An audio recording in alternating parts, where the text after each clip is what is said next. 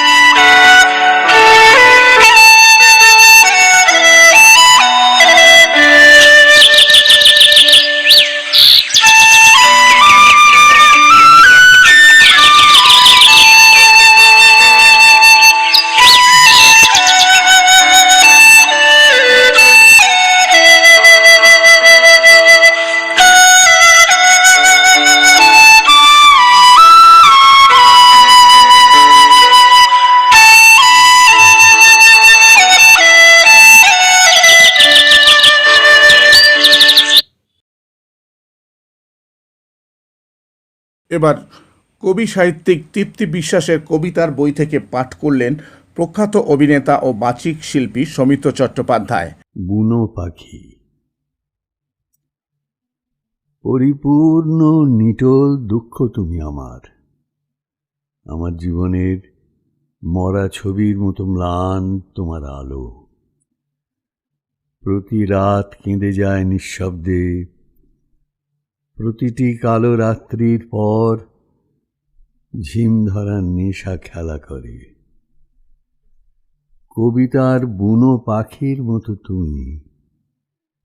ভালোবাসি কিন্তু স্পর্শ করি না।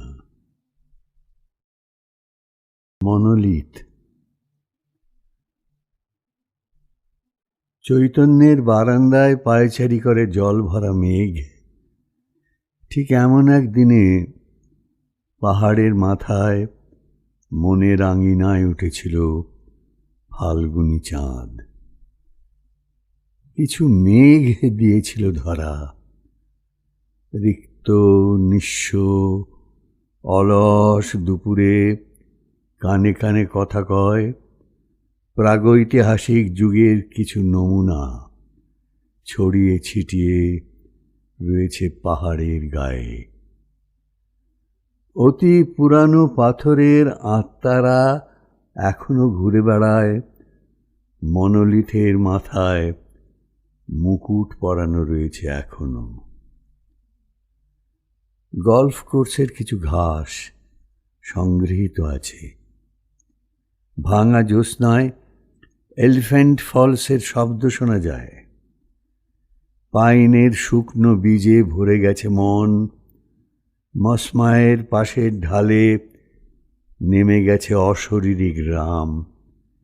চেরাপুঞ্জির বাঁকে বাঁকে মুঠো মুঠো মৃত্যু ফাঁদ আঁকা। বহুদূরে ঘন সবুজের মাঝখানে সোনার বিন্দুর মতো উজ্জ্বল দু একটা স্মৃতিঘর। শব্দবিলাসী মন বিরাট পাহাড়ি ইন্দ্রধনু প্রজাপতি খুঁজে ফেরে কলকাতার ছাদে। খুব ছোটবেলা থেকেই লেখালেখি করা তৃপ্তি বিশ্বাসের অভ্যেস এবং ছোট থেকেই কবিতার প্রতি ঝোঁক তার বেশি। বর্তমানে উত্তর 24 পরগনা জেলার অশোকনগর আদর্শ বালিকা উচ্চ বিদ্যালয়ে বাংলা ভাষা সাহিত্যের শিক্ষিকা তিনি। 1991 সাল থেকে তিনি এই স্কুলের শিক্ষকতা করছেন। কবিতা ছাড়াও ভ্রমণ কাহিনী নিয়েও অনেক লেখালেখি তার আছে এবং অনেক ভাষা সাহিত্যের পত্রপত্রিকাও তিনি বর্তমানে লিখছেন। স্বতন্ত্র ধ্বনি অজস্র পদধ্বনির মধ্যে মিশে গেছে তোমার স্বতন্ত্র ধ্বনি। রং রূপ নতুন করে খুঁজে বের করতে হবে। হাজার হাজার প্রতিক্ষণ মিলে গিয়ে সুদূরে স্মৃতির ধুলোয় রচনা করে চলে যাব। স্বপ্নের আল ধরে চলে যাব রূপকথার দেশে। নির্জন দ্বীপে বিশাল একাকিত্ব নিয়ে দাঁড়িয়ে রয়েছে সাইপ্রাস। দু একটা উদাসী হাওয়ার সাথে উড়ে আসে সেই সব পাখি আগন্তুক নীড়বাঁধার স্বপ্ন যাদের নেই। উদাসী আকাশের নীলে মিশে যাবে চোখ। আকাশের অজস্র নীলে মিশে গেছে তোমার স্বতন্ত্র ধ্বনি। একান্ত গোপন সুর। বহু দূরে এক পাহাড়ি উপত্যকায় নিঝুম এক দুপুরে অজানা সুর ভেসে আসে। কোনো ভাষা নেই সেই সুরে। পৃথিবীর হৃদয়ের একান্ত গোপন ভালোবাসার মতো সেই সুর কেঁদে কেঁদে ফিরে ফিরে আসে। পাইনের চুলের মধ্যে নরম রোদ বিলি কেটে কেটে চলে যায়। এক নিস্তব্ধ ভালোবাসার সুর ভেসে যায় উপত্যকা থেকে বনে নাম না জানা পাখির মতো। সেই সুরে সেও ভিজে যায়।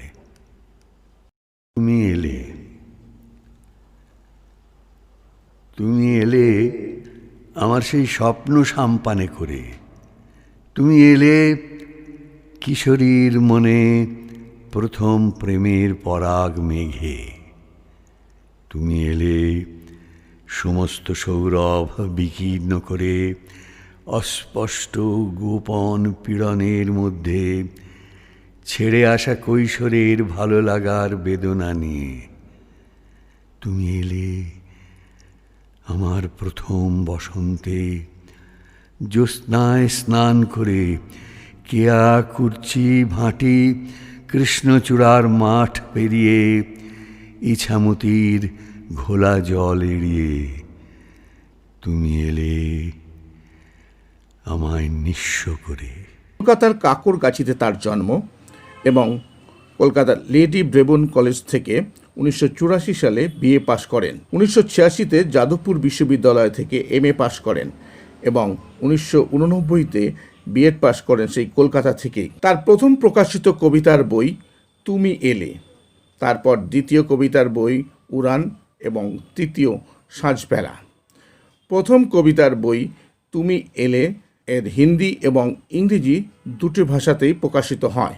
হিন্দি ভাষার নাম তুম আও আর ইংরেজি ভাষার নাম দ্য জার্নি। নক্ষত্র লোকে স্মৃতির সমাধি পরে মৃত সব জোনাকিরা করে খেলা। বৈধব্যের মতো পাণ্ডুর আকাশে ক্ষয়া চাঁদ চলে যায়। বাদুড়েরা এখন ঘুমন্ত। সকালের প্রার্থনা তার অসহ্য লাগে। ছায়াপথে দীর্ঘতর ছায়া ফেলে আরো দূরে নক্ষত্রলোকে চলে যায় তোমার কান্না। ভেজা প্রেম শিশিরের মতো ঝরে পড়ে হেমন্তের ঘাসের উপর, নিঃশব্দে চুপিসারে। খাজুরাহো থেকে। সময় এখানে স্তব্ধ, নিঃশব্দে গড়িয়ে যায় আমার আয়ু একটু একটু করে। সারা গায়ে মেখে নেয় সূর্যের 7টি স্বপ্নের রং। ঘুমন্ত জানালায় নাম না জানা পাখির অস্পষ্ট কথা উঁকি মারে বারে বারে। অপার্থিব সৌন্দর্যের ঢল নেমে আসে খাজুরাহো থেকে। আদিম দেবতা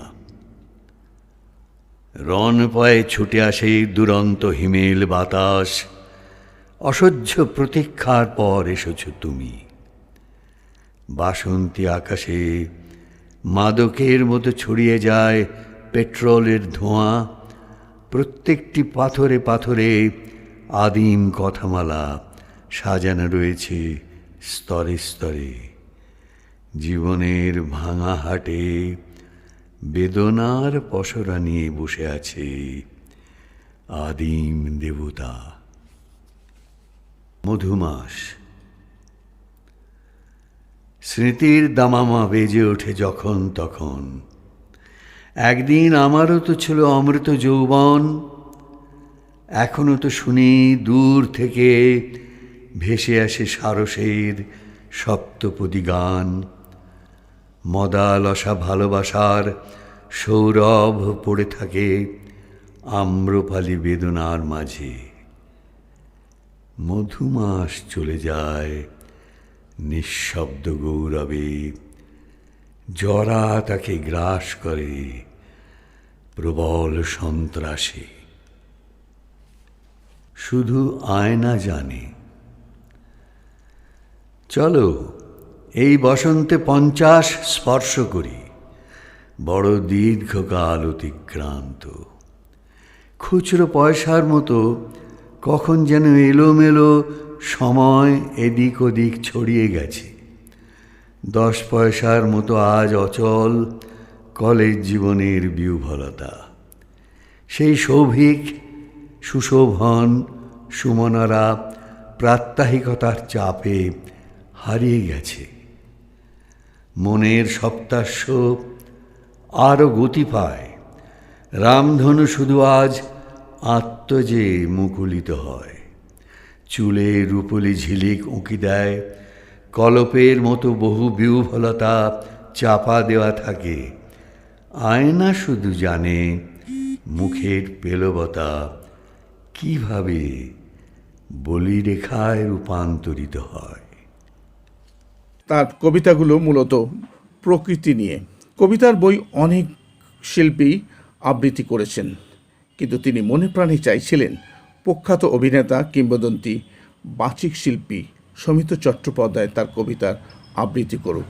তৃপ্তি বিশ্বাসের 3টি কবিতার বই থেকে বেশ কিছু কবিতা সংগ্রহ করে তা পাঠ করেন সৌমিত্রবাবু। নারী দিবস।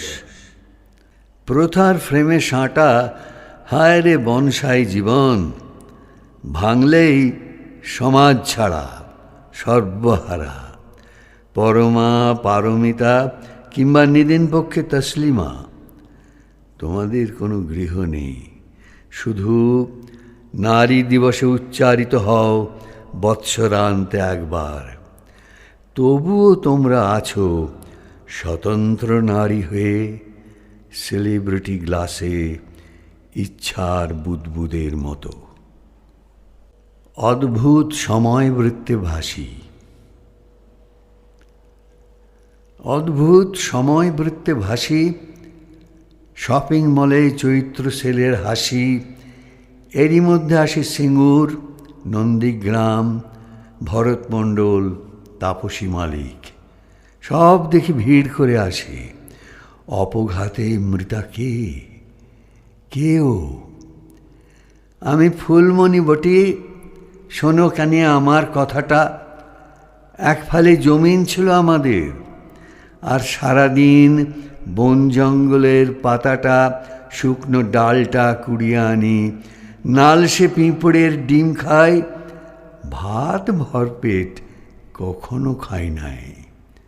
মাঝে মাঝে মেলা হয়, সেখানে যাই, মাদলের তালে তালে লাচি, অভাব, আধি ব্যাধি, শাল, মহুয়া, পলাশ এই নিয়ে থাকি। ডান বাম ঈশান সব দিকে ওড়ে নানা রঙের নিশান।